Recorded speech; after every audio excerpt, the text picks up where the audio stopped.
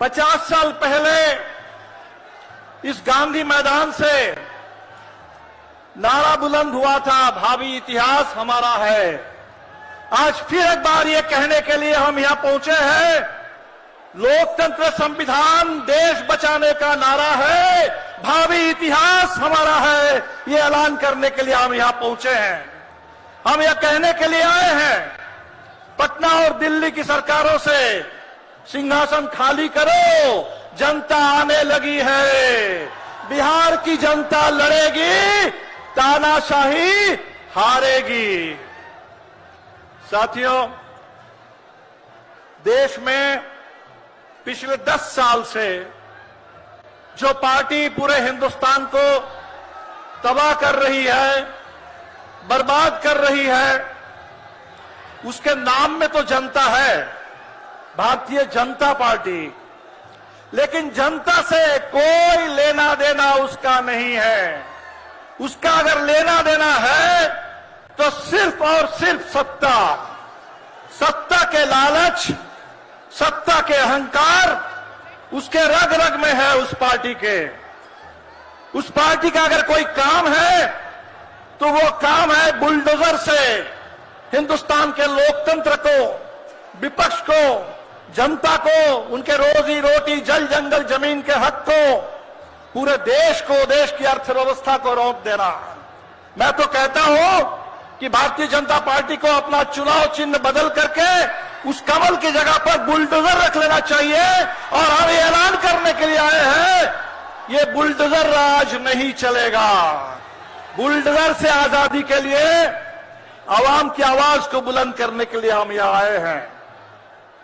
किसान दिल्ली की सीमा पर एमएसपी की मांग को लेकर आना चाहते हैं और ये सरकार जो अदानी अंबानी के आगे खुद कालीन बन करके बिछ जाती है। अभी अंबानी के बेटे की शादी का नजारा हम देख रहे हैं, लेकिन जब किसान आना चाहते हैं दिल्ली में तो सड़क पर बैरिकेड लगते हैं, कील ठोक दिए जाते हैं, कटीले तार बिछा दिए जाते हैं, गोली चलती है, किसान शहीद हो जाते हैं। ये सरकार ये कहती है कि हम दुनिया में विश्व गुरु बनेंगे। गाजा के बच्चों को बचाने के लिए इनके मुंह से एक शब्द नहीं निकलता है, लेकिन हिंदुस्तान के पढ़े लिखे नौजवानों को देश के अंदर जिनको नौकरी मिलनी चाहिए, उनकी जान को खतरे में डाल करके उनको इजरायल भेजने की साजिश ये सरकार रच रही है। हरियाणा, उत्तर प्रदेश के बाद हो सकता है बिहार में भी अब नीतीश जी ये काम करना शुरू कर दे। अभी 8 मार्च का दिन आएगा, अंतर्राष्ट्रीय महिला दिवस है। महिला सशक्तिकरण की बहुत बड़ी बड़ी बात होगी, लेकिन हिंदुस्तान में हमने कभी नहीं देखा था कि किसी पार्टी का ये काम बन जाए कि तमाम बलात्कारियों को संरक्षण देना, उनको प्रोत्साहन देना, उनको सम्मानित करना, चाहे बिल्किस बानो के बलात्कारी हो या चाहे मणिपुर में महिलाओं के ऊपर अत्याचार करने वाले, उनको संरक्षण देने का काम ये सरकार कर रही है। और इसीलिए साथियों, हम लोग यहां आए हैं ये नारा देने के लिए, ये 24 का चुनाव ये आर पार की लड़ाई है। और इस चुनाव में बिहार ने एक बार ठान लिया, जैसे हमारे साथियों ने कहा कि 40 के 40 सीटों पर महागठबंधन की जीत का पूरा झंडा गाड़ देंगे, तो निश्चित तौर पर दिल्ली से इस सरकार का सफाया होगा।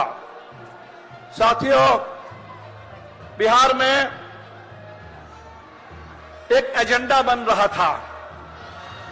पूरे बिहार में आपने देखा 2020 के विधानसभा चुनाव में जब हम लोगों ने कहा कि बिहार के नौजवानों को पक्की नौकरी मिलेगी, तो उस समय नीतीश जी मजाक उड़ा रहे थे।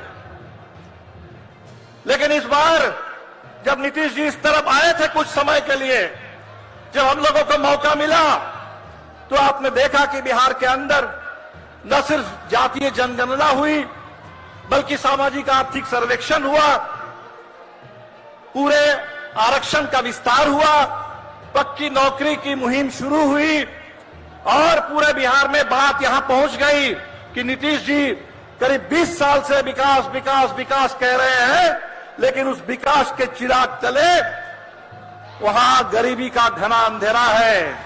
पूरे बिहार के 2/3 लोग 10,000 से कम आमदनी पर किसी तरह जीते हैं। तो नीतीश जी ने उस समय कहा था कि 2 लाख, करीब 1 लाख परिवार को हम 2 लाख रुपए देंगे। नीतीश जी उस तरफ चले गए, लेकिन बिहार के गरीबों से हम कहेंगे गिन गिन करके वो 2 लाख रुपए उनसे लेना है। और ये जो साजिश चल रही है कि आय का प्रमाण पत्र अब नहीं दिया जाएगा, न रहेगा बांस न बजेगी बांसुरी, ये जो धोखा बिहार के गरीबों के साथ साजिश चल रही है, इस साजिश को हमें रोकना है। तो साथियों, बिहार जो बदलने लगा था, बिहार और देश को बदलने के लिए आज जो हम इस पूरे मैदान में देख रहे हैं, लाल और हरा झंडा, लाल और हरे झंडे की ये एकता, ये दावेदारी, ये लाल और हरे झंडे की एकता और दावेदारी से ही बिहार बदलेगा और हिंदुस्तान में लोकतंत्र और संविधान सुरक्षित रहेगा। आज हमारे सामने ये रास्ता है और इसी रास्ते को रोकने के लिए, इसी रास्ते को रोकने के लिए फिर नीतीश जी को उस तरफ ले जाया गया।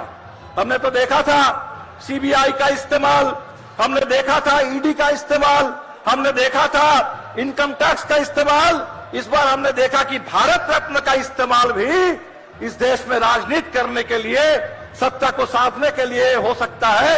हमने देखा कभी चरण सिंह को दे करके वो किसानों पर गोली बरसाते हैं, कभी स्वामीनाथन जी को भारत रत्न दे करके स्वामीनाथन आयोग की उसको लागू करने की मांग करने वाले किसानों पर गोली चलती है, कभी कर्पूरी जी को, कर्पूरी जी जो राजनीतिक बंदियों को रिहा कर रहे थे अपने समय में बिहार के अंदर, पूरे बिहार में आरक्षण की बात कर रहे थे, शिक्षा के विस्तार की बात कर रहे थे, आज कर्पूरी जी को सम्मान देने के नाम पर आज के बिहार में हम देख रहे हैं कहीं विधायकों को तोड़ा जा रहा है, खरीदा जा रहा है, और जिनको तोड़ना संभव नहीं है, डराना संभव नहीं है, खरीदना संभव नहीं है, माले के जुझारू नौजवान विधायक, मनोज मंजिल की तरह विधायक, उनको फर्जी मुकदमे में फंसा करके उनकी सदस्यता समाप्त करने की साजिश चल रही है।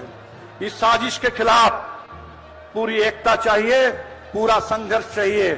मुझे पूरा भरोसा है कि आज ये जो गांधी मैदान का ये नजारा है, ये सिर्फ बिहार के लिए नहीं है, ये पूरे देश के लिए है। ये इंडिया गठबंधन जिसके बारे में ये बोलने लगे थे कि बिहार से बात चली थी और नीतीश जी मेजबानी कर रहे थे पहली बैठक की, अब तो नीतीश जी चले आए, तब इंडिया का क्या बचा? हम ये बताने के लिए आए हैं कि किसी एक नेता के इधर उधर होने से, किसी एक सरकार को दखल कर लेने से, कुछ विधायकों को तोड़ लेने से कोई फर्क नहीं पड़ता। जनता है जमीन पर और बिहार है लड़ने वाला प्रदेश, तो बिहार की जनता लड़ेगी, तानाशाही हारेगी। इसी के साथ आप तमाम साथियों को हमने देखा कि रात में काफी बारिश हुई, हमारे लोगों को बहुत दिक्कत हुई, बावजूद इसके इतनी मेहनत करके तमाम कठिनाइयों को झेलते हुए लाल हरा झंडा लेकर के बिहार के कोने कोने से बिहार के गरीब यहां पहुंचे हैं। वो लाल झंडा जो मास्टर जगदीश का, लाल नरेश राम का, बूटन मुशहर का झंडा है, वो लाल झंडा, और बिहार के अंदर कर्पूरी जी का, जयप्रकाश जी का ये जो हरा झंडा, ये दोनों की एकता आज पूरे बिहार को बदल देगी, दोनों की एकता हिंदुस्तान को बदल देगी। इसी के साथ आप तमाम साथियों का बहुत बहुत शुक्रिया। इनकलाब जिंदाबाद, महागठबंधन जिंदाबाद।